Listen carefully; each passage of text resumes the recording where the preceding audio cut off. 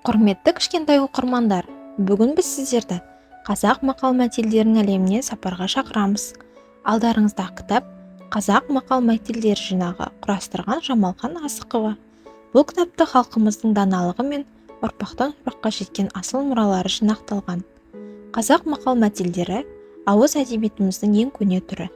Олар халқымыздың өмірлік тәжірибелері мен ақыл-кеңестерін бір ауыз сөзбен жеткізе алған. Халқымыз мақал-мәтелдерді ерекше құрметтейді. Олардың даналығына жүгініп, өмірдің ақ пен қарасын, жақсы мен жамандығын ажырата біледі. Мақал-мәтелдер жинағын алғашқылардың бірі болып жинақтаған белгілі жазушы Өтебай Тұрманжанов. Ол 50 мыңға жуық мақал-мәтелді жинақтаған. Кейін балалардың сүйікті ақыны Мұзафар Әлімбаев олардың санын тағы толықтырды.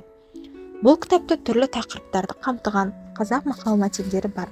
Адамгершілік, отансүйгіштік, еңбек, батырлық, достық, қайырымдылық, тағы да басқалары. Әрбір мақал-мәтел өмірдің түрлі қырларын қамтып, бізге даналық жолын көрсетеді. Құрметті оқырман, сіздерді кітапханаға келіп, қазақ мақал-мәтелдерінің бай мұрасын танысуға шақырамыз.